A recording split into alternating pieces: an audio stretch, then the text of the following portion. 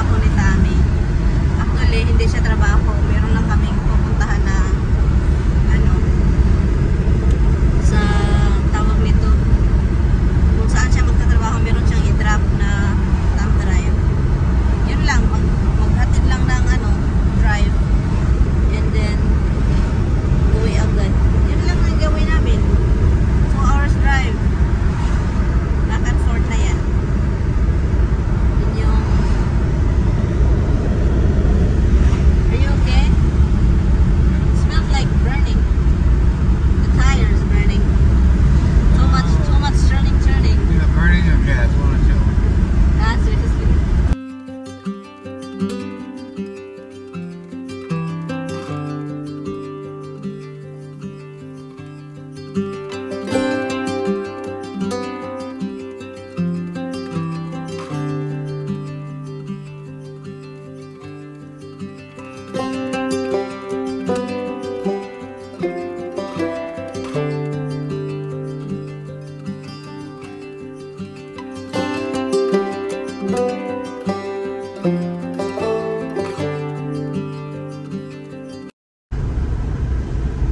Sobrang maliit yung ano dito, tawag nito,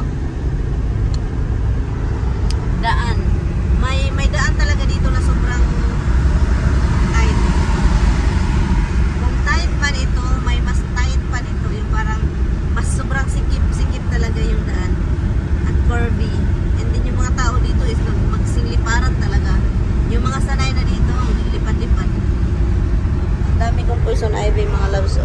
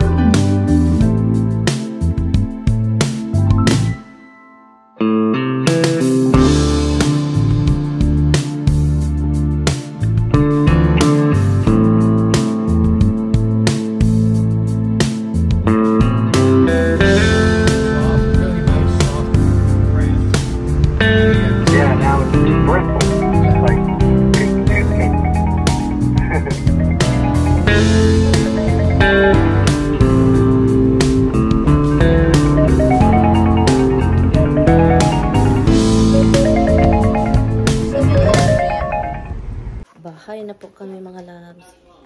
And yun, magluto tayo, no. And linisin ko lang itong ating na-harvest kasi ang dami kong na-harvest, mga labs, talaga sa ating garden, no. So marami po tayong na-harvest. At yung ating ampalaya, hindi ko pa siya naluto niya. Bago masira, lutuin natin with shrimp po, mga labs.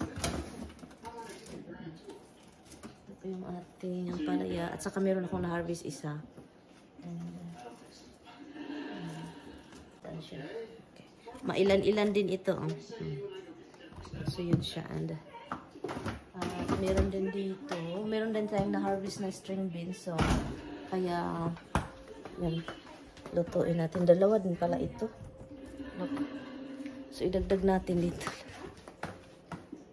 So, lutuin ko yan with shrimp and ala, shocking. Talaga itong cellphone ko ba. Then, ito din. At saka meron tayong kamatis. Ang dami kong gagawin. Pero, sa ngayon, mag-ano muna tayo. At meron akong 2 talong. Meron akong 2 talong. So, magpakbit ako. Actually, 3. Pilipino. Hindi ko saan ito galing.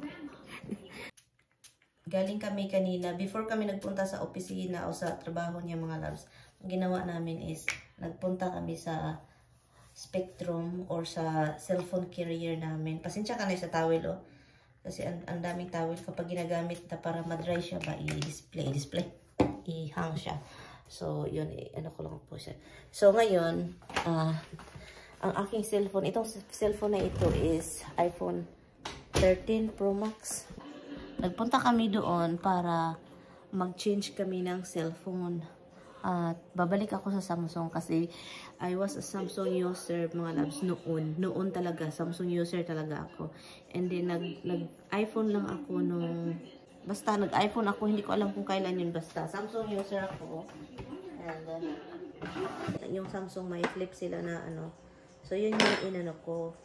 Kasi nga, at saka yung pinakamalaking ano nila, space. 500. Meron silang terabyte pero wala silang available. Pero yun yung ginagawa kasi sa vlogging mga love, sa mga video-video ba, gamit na gamit yung ano, malaking storage kasi nahirapan ako sa cellphone na ito kaya nag-change ako. Bago pa ito mga love, hindi pa ito talagang old.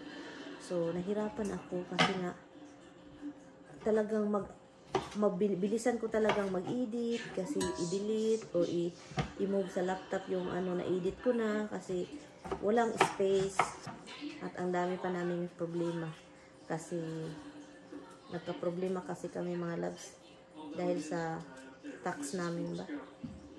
So nag-file kami and then ang laki ng aming utang sa gobyerno.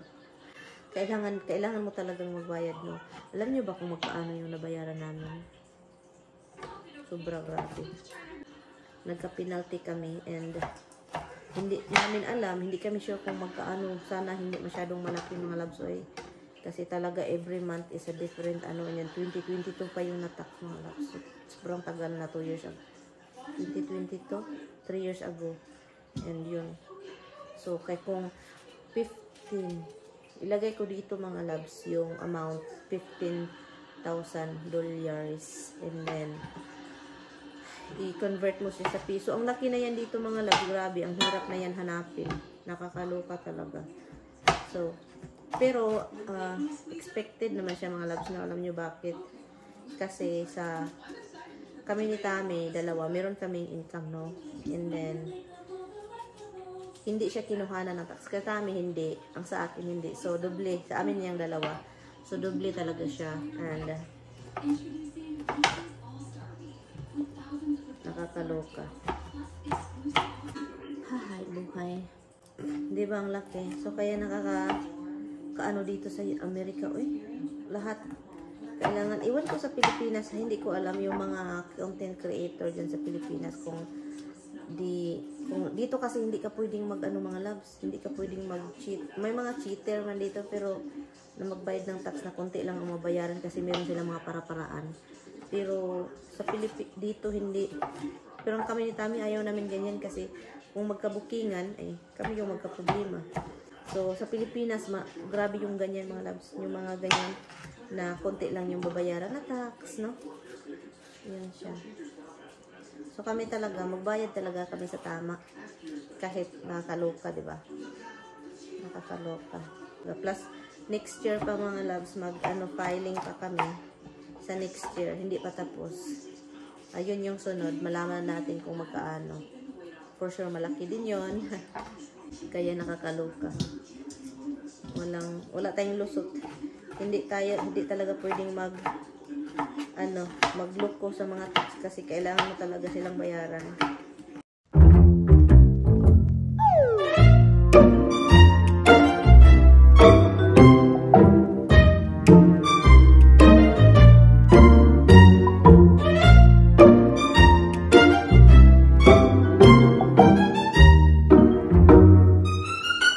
So, gumawa po ako ng salad mga loves, arugula salad. So, yun, ang dami kong niluluto ngayon.